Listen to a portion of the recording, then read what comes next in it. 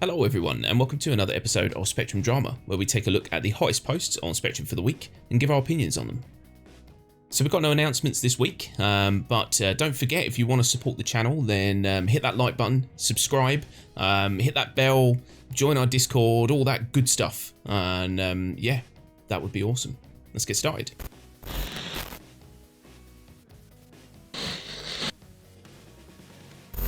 Okay, so first up we've got a post from The Batman Who Laughs, and it says, "For the love of God, why does the Redeemer pilot not control these? Question mark. Many question marks. Edit. It gets worse." So the gist of this is The Batman Who Laughs is kind of unhappy with how many guns he's got to control on the Redeemer compared to manned guns. Is that sound about right? Kind of unhappy? I think he's very unhappy. Yeah, look at all them question marks. Yeah, all right. The Batman Who Laughs is very unhappy with the fact that he gets to control, is it 2 guns out of, like, whatever it is, 6 or something ridiculous. Yeah, and basically would like this to be, you know, have more pilot-controlled guns, you know, more comparable to a Connie or a 600i, something like that. I mean, I was under the impression that this had 2, so it's got 2 size 4s that are pilot controlled and then some missiles, is that right? And then the rest is all manned and remote. Yeah. So I mean, you're the pilot. I know it's not a big ship. I know, I mean, this is the problem, and this is what everyone's moaned about, is it's not a huge ship, and so it doesn't make sense to have to fill it with 2 or 3 or 4 people. But that is kind of what CIG want. They want people to have crews that go around the verse as a crew, and it was always the intention. And I mean, I like it. I think there's just a lot of people who maybe just want to solo round in a big gunship with all the guns firing at once. Yeah, basically. Yeah, I don't know. The ship isn't exactly small. The ship is, I don't know, on the large side of a medium, I guess. Yeah. I don't know, I can't remember the exact stats of it, but it's not a tiny ship. I mean, there's room inside to walk around and get into turrets and do it. At one point, there was jump seats and all sorts of stuff in the middle. So yeah, it's not a small ship. And like you say, it's a gunship. Typically, the pilot would fly and everyone else in turrets would do the blowing up. So I don't really understand it. No, it's very odd. And I mean, what I like is the fact that he called out John Crew. He basically said, "Stop making pilots feel like their ships have no teeth." They do. It's got a shitload of teeth. Yeah, I mean, this has got all the teeth. And then John Crew very, very kindly replied, which is awesome. You know, it's always nice to see these guys reply. And so this is the list of the guns that this ship has. Okay, so you've got a top man turret, which is a twin S5 ballistic Gatling. You've got a bottom man turret, again twin size 5 ballistic Gatling. Rear remote turret, which is a twin size 3 laser cannon. A front remote turret, which is a twin size 3 laser cannon. The pilot controls wing mounts, 2 times S4 ballistic repeaters, and 4 size 4 racks. That is a lot of firepower, and I know he doesn't get to control it all, but if you get a couple of people in your ship, this ship is gonna own some faces, definitely. Yeah. Like you say, it's got a ridiculous amount of firepower strapped to the side of it. So firepower is not the problem. The problem here is that the Batman Who Laughs wants to control it all. He wants all the power, and that's not how this works, really. No. You know, once we get some AI blades, you can stick them on the turrets, I guess, and let those be AI controlled. And yeah, if you really want to go solo, you could hire some NPC crew once that ever becomes a thing. But yeah, I mean, what does he expect to be doing in this on his own? Yeah, I don't really get it, really. This thing is meant to be swooping in, guns are blazing, securing areas, and there's no real point of doing that on your own. No. Or am I missing something here? No, I don't think so. I think that it sounds about right. I mean, I think what the Batman Who Laughs. By the way, we love you, the Batman, because we're always covering your posts, but we are going to disagree occasionally. I think what the Batman wants, and if I get time, I'll Photoshop this. If not, imagine it in your mind. He wants that Redeemer, that picture that we see of the Redeemer, and then if you take all of the turrets that are on the back, the sides, and that, move them all to the front around the nose like a big circle. That's what he wants. He essentially wants all his firepower to be controlled and front facing, so he can just have the most OP ship known to man. That's what I assume. The reason that they're spread out like that is so you cover all your angles, and there's no way that one person could control that many guns at different angles with, looking at different blind spots. You couldn't. You physically couldn't do that as one person unless you are Rain Man with guns. So, yeah, makes sense. Have some crew, go out and have some fun, blow some stuff up. Okay, maybe he doesn't want all the guns. Maybe he just wants some more. But again, surely there's better ships to be doing whatever he's trying to be doing in this. Yeah. This is kind of designed for a specific role, and taking it out of that, probably not the best move, and use something else, man. Yeah, I do it with the cut you red. It is not really designed to be going into combat, sort of like guns blazing, and you know what I mean. And yet, because I love the ship and I like flying it, I take it out on missions, and more often than not, I get blown up because I just don't match a lot of the firepower coming back at me. I think you just need to have a ship that suits the purpose that you're, for the task you're doing. And if that task you're doing requires more than just you, hire some people. Yeah, or do something else. Yeah, I never hear many stories of people asking other people to join up when they're actually in game. I see it sometimes in chat saying, asking if anyone needs a gunner, like a turret gunner. Or what? But yeah, I mean, at the moment there's not really much to do with that, because as we've seen, once you start doing missions with 4 or 5 people in your ship, the payout is so ridiculously low. There's no point. Yeah, and buggy. Yeah. So yeah, I mean, that's it's going to be a thing. Once the servers are more stable, once like you're doing missions that make it worth having a crew. I think that you'll find it's gonna be quite fun taking other people out in your Redeemer. But yeah, I mean, if you want to solo a Redeemer, unfortunately, all you're gonna have is 2 size 4s. I believe it was it size 4s? Still quite powerful. Yeah, 2 size 4s, which is pretty damn good, and some size 4 missiles. I mean, you're all right. Yeah, I wouldn't get too worried. I quite like going off topic slightly here. I do quite like what they've done with the shape of the ship. There is one point that I really hate, though, is that kind of square belly that it's got. That looks really odd, and I hope they do something with that. Yeah, it looks like when you land it's going to scrape along the floor or something. It's weird. Cool, so next up we've got a post from Terminus, and it says, why the Titan/300i announcement should really concern and possibly upset you. So it was announced recently that basically the Avenger Titan and the Origin 300i's pledges with 3.11 are going to go up by $5 each. So the Titan will now cost $55 and the 300i will be $60.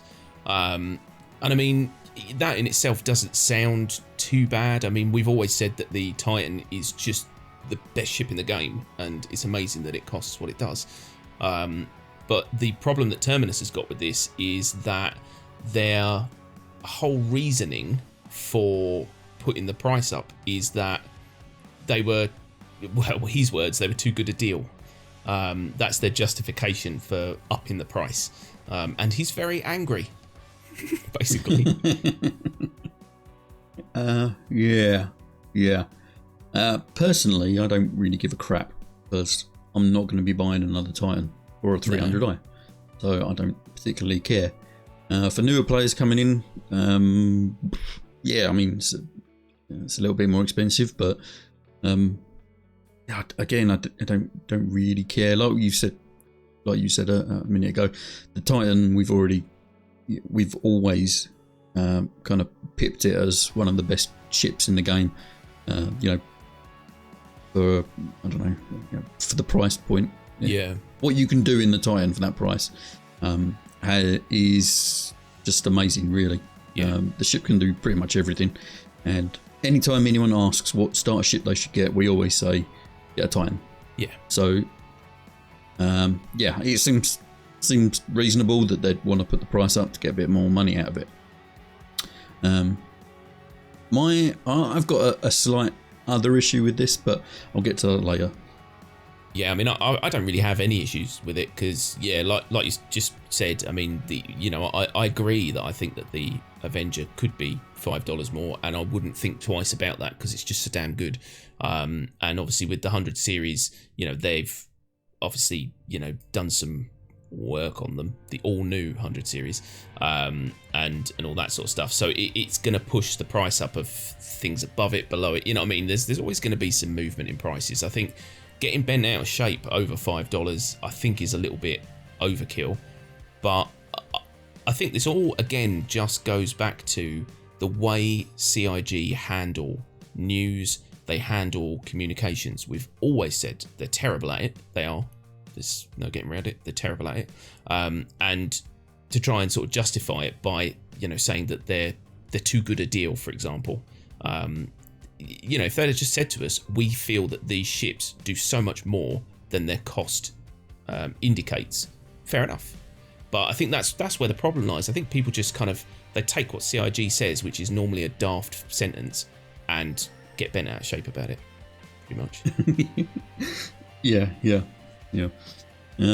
So this was kind of in light of the 100i coming out, and the 100i was actually quite expensive for a starter ship. That you can't really do much more than an Aurora.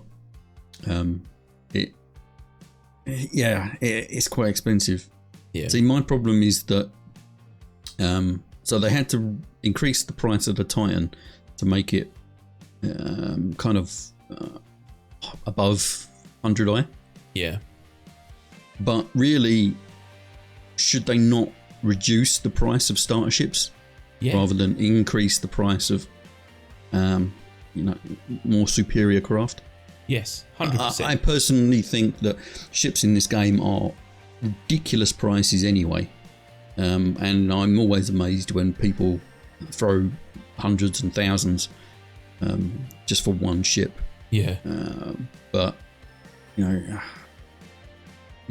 like he says, like Terminus says, it's a dangerous move, increasing the price of the Titan, because later down the line they might do that. I mean, they have already done it on other ships. Yeah. When a ship goes live in the game, they usually put it back on sale, and the price is usually more than what it was at concept. Yeah. It's nothing new, but what's to say later down the line they bring out a new concept ship, it goes flyable, and then they start increasing the price on, I don't know, the Mole or the Nautilus or whatever, to make it more kind of in line with their pricing. It could get worrying. It's something we need to keep an eye on, but for now, £5 on the Titan, don't really care much. Yeah, and he does have a PS here, and I'll read it out. It says, I know there'll be a lot of "why are you surprised" and "ship prices go up" kind of comments. Check the Stockholm Syndrome. Stop slapping down your fellow community members, etc., etc. Be more constructive. And so, I agree. There are going to be a lot of people who are just going to be, well, it is $5, and like we've said, it is only $5, and that's our opinion. We don't care because Krakow has one. And if I was to buy one, I really wouldn't mind paying an additional $5. If I didn't know, that's the caveat though. New players won't know that they're being ripped off by an additional $5.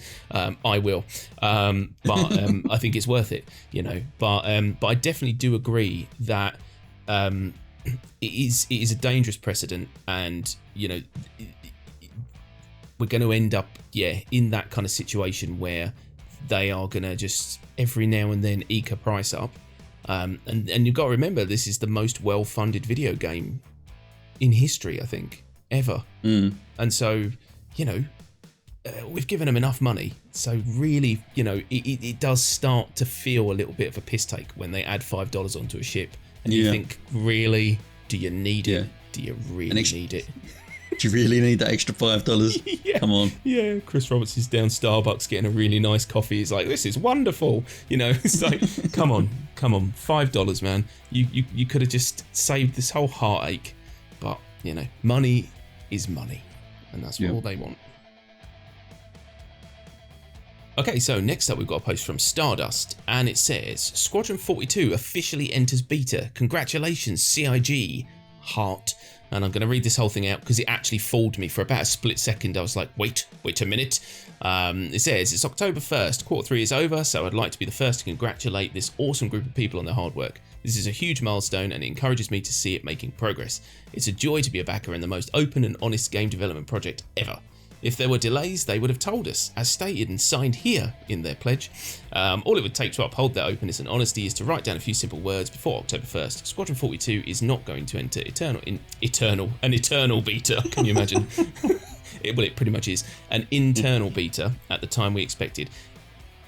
I've run out of air, so that's about all I'm going to read. But essentially, you know, we are now past the point of no return. We have no beta for Squadron 42. We don't even have a video. There must be some serious B-roll going into this video. It is a bit ridiculous, and you do feel a little bit cheated by them with the fact that they don't even have the balls to come out and say, sorry about this, guys, it's delayed. Don't even tell us a reason, just tell us it's delayed. Don't just ignore us and think they'll never know.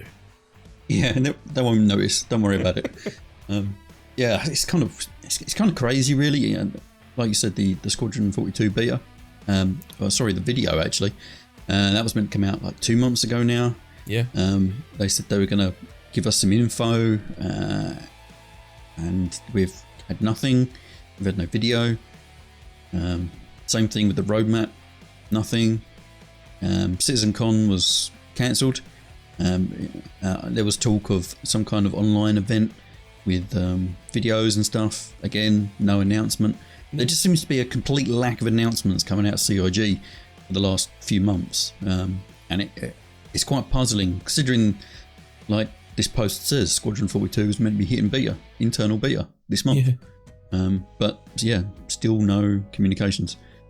We've been saying this for the last few months about the lack of communication coming out of CIG, and we started to see a kind of uptrend with some posts on Spectrum, which were looking good, and then we're kind of just back where we started again.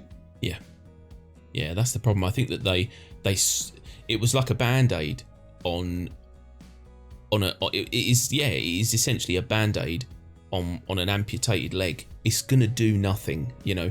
There's this immediate, oh look, there's no blood on that point. Do you know what I mean? But you can't stop this thing from bleeding out. And I'm worried for them. It's like I start to think they don't realise. They must realise, because they cannot be that naive and that blind to the community. But sometimes I do actually wonder if they sit back and they think we're doing a great job, and everyone else is thinking, well, tell us how much of a great job you're doing, because we know nothing. All we're seeing is what look like failures. Pushbacks, no videos, no betas, none of this, none of that. And the less you tell us, the worse it looks, basically. And, we're just at this point now where you can't say it anymore without bleeding from the eyes. No, I'm kind of fed up talking about Squadron 42 beta and videos and roadmaps and CitizenCon. I'm just bored of it.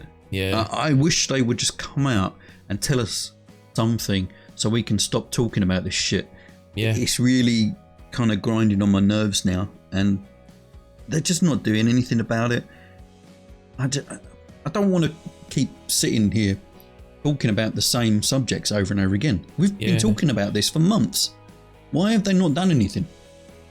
Mental. Utterly mental. I just,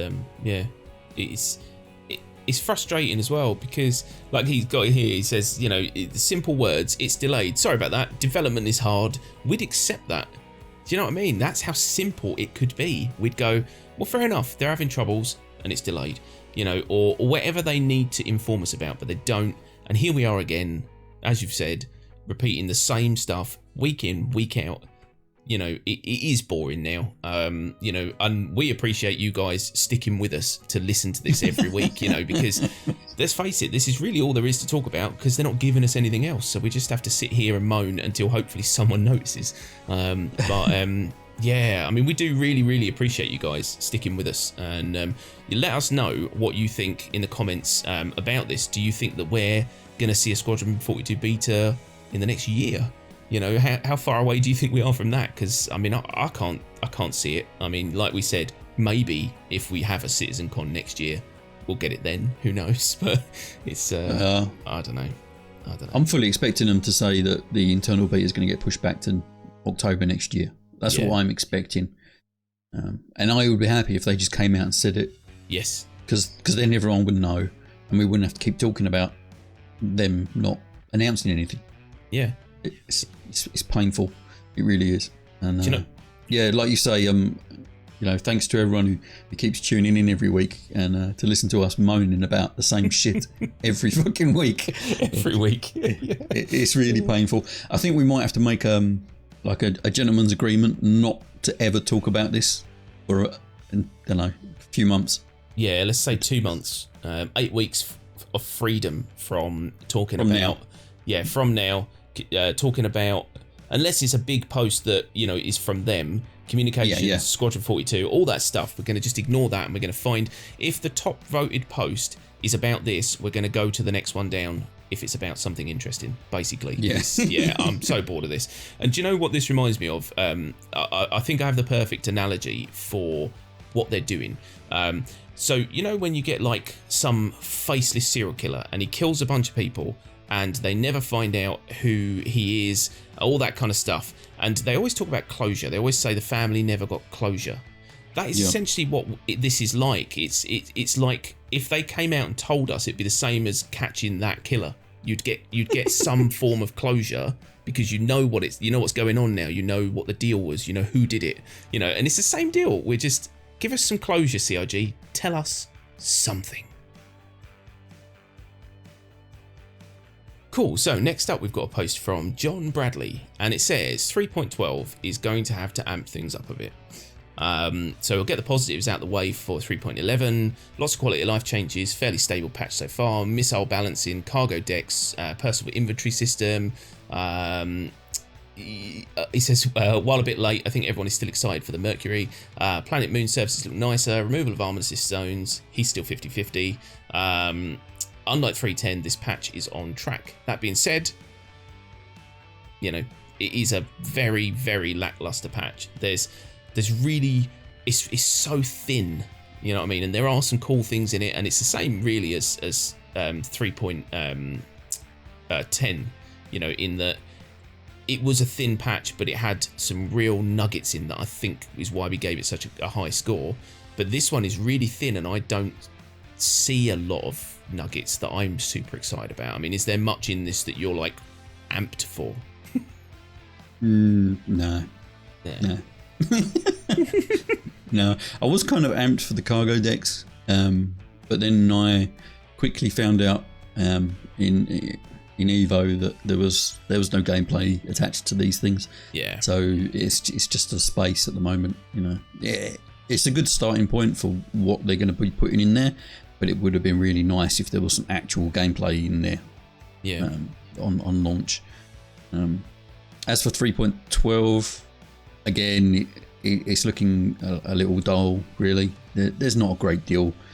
There's some clouds coming to Stanton, apparently. Yeah. And a refinery deck, which is going to be the same as the cargo deck, likely. Yeah. There's not going to be much gameplay there. They do have station-based refining pipped for 3.12. So at least you might have some kind of terminal to interact with in there, but other than that, gameplay wise, I don't think it's going to actually bring much. It's just going to be another computer to touch. Yeah. And that's it.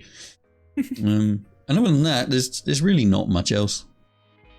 Yeah, I think really all we can hope for is more, you know, if they're going to have another sort of meager patch, they need more quality of life, more fixes, because let's face it, our Discord was alight with comments when the PTU went live earlier.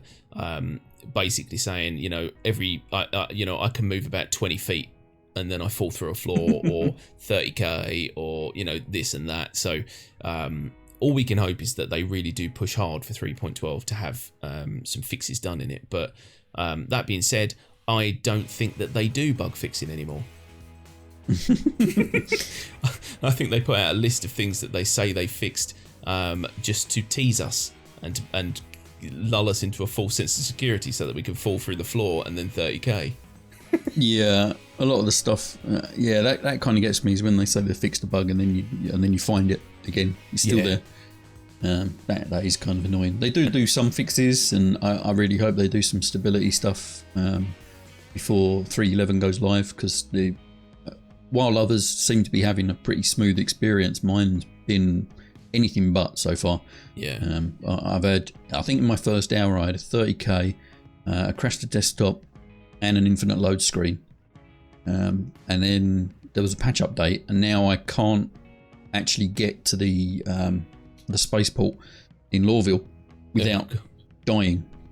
I'll just be running down the corridor, and my dude will just fall over and die. Yeah. With no idea what's causing it. It's really kind of weird. So needs some work. 3.11, and in answer to John Bradley, 3.12 is not looking too hot either. No, I don't think that we're going to get some miracle patch 3.12 that's going to kind of make up for things. I think that it's going to be a bit thin on the ground for a few quarters, basically. I know that they've got big things on the horizon, but the way things have been pushed back over the past year, this is a lot of cleanup now, I think, these patches. It's a shame. It is a shame. And I mean, like you said, cargo decks, you think, yes, something, but then nothing really, and that's the problem. And I know they've obviously got to get this in order to get the gameplay in, but how far off is that gameplay going to be, Yeah. So, I don't know. We'll see. I mean, I think 3.12 is going to be pretty much like 3.11, just minus the really major points that 3.10 will make 3.10 amazing, and I'm hoping that 3.11 will kind of smooth them out. Is like the flight model and all the changes that they made there. I'm just hoping that 3.11 smooths those out. I can't see much really what 3.12 is going to do. So. Mm-hmm. Okay, so last up we've got a post from Disonian, and it says, "Why I'm dumping my combat fighters." So this is speaking from the perspective of a wing commander. Basically, Disonian has played, a lot of like flight sims and all that kind of stuff, and is very good in those. But what he's pointing out is that, like, to be like super good, in that top percentile type area in these flight sim games, people would have full sim pits, he calls them, like, so you've got like wraparound monitors, and you've got multiple joysticks, and you've got all these additional buttons, and you can, it's crazy. I've seen these setups, and in order to be in that top tier, you need that kind of stuff. And I think his fear is that this is the way this game is going to head now. It's pushing a little bit what he says more sim, and it's going to make dogfighting really difficult. And he points out, people like Azulance, Nubifier, people like that, who they can fly around in like a Gladius or something and take out 6 or 7 ships easily. Whereas he can't do that, and I know I can't do that. So there is definitely quite a big learning curve. And those on the very top of that curve are gonna own everyone, own the world. Do you think that's a viable fear? Yes. I mean, there's always going to be that sort of top percentile that are just better than 99% of the other players. Yeah. That is always the thing. If you really want to get into that kind of bracket, then you have to put the time and the practice in. That's a fair assumption. Yeah. I mean, if he's not liking the way the flight model is pushing the dogfighting in the game, then it's probably the best idea for him to dump all of his combat ships and go for something a bit more support. or bigger, or do something else. There should be enough activities within the game for him to be able to pick up whatever he wants, really, and enjoy it still. I'm kind of just amazed that he's got 58 ships. Yeah. Can we just talk about this for a second? We can. He owns a lot of ships, 58 actually. Jesus. Yeah, Jesus. That is too many ships, my friend. That is too many. Yeah. Was he planning on setting up a flight museum or something? Putting them all in there? I want to see a picture of my hangar and his hangar. It would be hilarious. I own like 4 ships. I can't remember now. That 58 ships. Dysonian, man. 58 ships. That blew my mind a little bit, that one. Yeah. I'm sure there's a load of people in the community that have got basically every ship that's been put on offer. Certain people you kind of expect it, like some of the topper, the higher YouTubers. Yeah.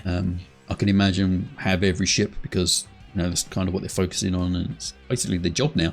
Yeah, exactly. I'm sure Board Game has got every ship, for example. Yeah, I mean, if we had 100,000 subs, we'd have every ship. Oh yeah, that's probably true. But we poor. I still don't even think I would, to be honest. I still want to play this game from grassroots and enjoy it. I just don't. I don't really get it, but fair play to him. He's got all the ships in the world. You're not liking combat at the moment. That's cool. Yeah, man, dump them.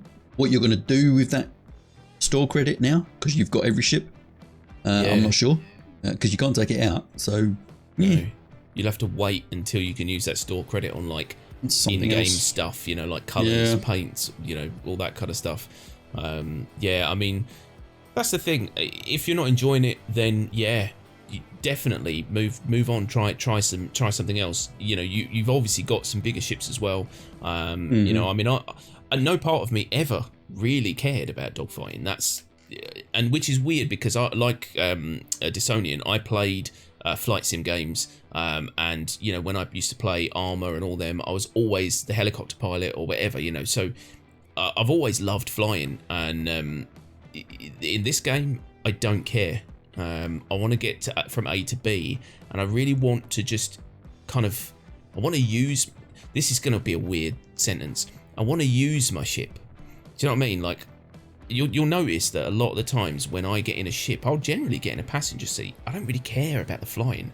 I care about being in the ship, using the entirety of the ship. I can't wait till these ships are big enough that you live in them and they have things to do in them. That is what I'm waiting for. I cannot wait to be like playing pool, in a 600i, playing a game of pool whilst we're flying through the universe and stuff. That to me, that blows my mind. So dump them, do something else. Okay, so there you have it, folks. That is all the posts for this week. We hope you liked them. We hope you found them informative or amusing. And if you did like them, don't forget to hit that like button and subscribe for more Star Citizen content. And jump into our Discord if you are so inclined, because we're always on there chatting about Star Citizen and all other games. And if you ever want to play with us as well, then that will be your option. We play Star Citizen on a Thursday, and if you want to jump in and stream with us, you're more than welcome. But I think that is pretty much it. So thanks everyone very, very much for watching, and we'll see you again next week. Bye bye. Bye bye.